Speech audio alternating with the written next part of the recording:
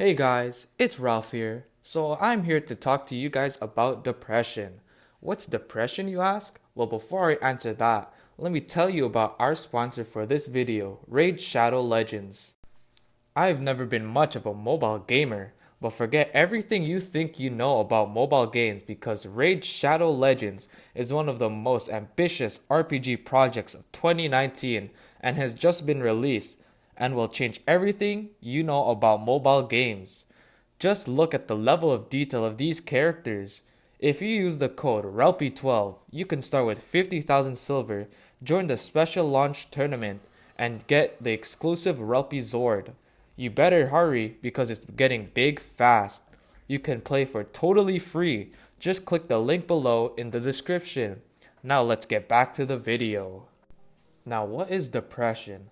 That can be a little hard to answer, but let me explain it to you in simplest terms. Depression is a state which can negatively affect your thinking, behavior, and emotion. There's always a misconception about what depression really is. The word is often belittled in our society.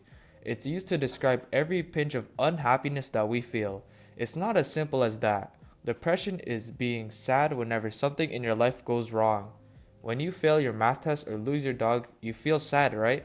That sadness you feel, that's just natural sadness, a normal reaction from a bad predicament. What depression really is feeling that same sadness when everything in your life is going right. When you feel sad in a situation, even though you know you should be happy or excited. Depression isn't always obvious. There are people in your life who could be experiencing it but don't show it or express it in any way. For example, when you see the smart kid in school, you wouldn't think that he's going through depression. He gets straight A's, he's in the student council, famous with everyone, he has everything. On the surface, he seems great, but inside, it may be the complete opposite.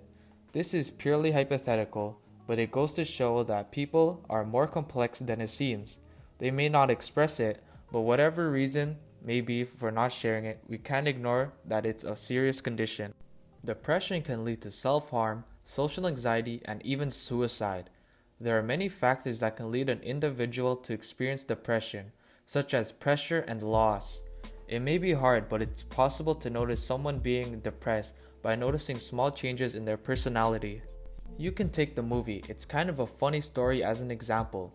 In summary, the movie is about a kid named Craig who suffers from depression, which can cause him to have suicidal thoughts. Upon realization, he checks himself into a psychiatric hospital to prevent himself from doing the unthinkable. Craig suffers from depression because of common teenage problems: school, family, and girls. His school friends are unaware about his illness and only find out in the middle of the movie, showing that depression is hard to notice. There he faces many obstacles, such as getting to know an unusual community, but he creates friends along the way who help him see the world in a different perspective. He also discovers his talents of singing and drawing, which contributes to his self-healing. With all these things combined, he gets his happy ending, he's cured, he helps his friends, and he gets the girl. Despite Craig's love story, the movie outlines 4 types of pressure: academic, romantic, self, and family pressure. It also conveys that the causes of depression can either be small or big. Whether it's a problem because of a girl or the death of a loved one, it's still a factor nonetheless. The reasons for depression does not determine its importance, as every person's suffering is worth helping. Let's do a little class experiment real quick. Raise your hand if someone ever called you fat. Raise your hand if someone called your face ugly. Raise your hand if any other insult you've been told has ever made you question yourself. These insults, bullying, and doubts about yourself are major contributors of depression and suicide. There are about 4,400 deaths caused by suicide every year in the United States, according to the Centers for Disease Control and Prevention. In Canada, it's a little less, with 4,000 deaths every year. In the US, over 14% of high school students have thought about suicide, and 7% have attempted it. Yale University says the victims of bullying are 2 to 9 times more likely to think about suicide. In Britain, it's found bullying is a cause of at least half of suicides among young individuals. All these facts about bullying and suicide are related to depression, showing that it has a major impact in everyday lives. You may be asking yourself, why should this concern me? These affected people may be one of your friends, colleagues, or family members, so you should take action and do your part in preventing suicide. The first way to help is to know the signs of depression. Signs such as anxiety, changes in eating and sleeping behavior, and loss in interest in activities may indicate that someone has depression. Ultimately, stopping the stigma around depression is an important task. It's as simple as informing yourself about a person's feeling to see the world in their shoes. Knowing about their struggles and hardships while going through depression will cause you to be more sympathetic and understanding of their situation. Spreading awareness is also another way to stop the stigma. Not only does it spread the message, but also conveys that depression is a serious matter worth to look at. If you know a friend or family member that has depression, take initiative and help them.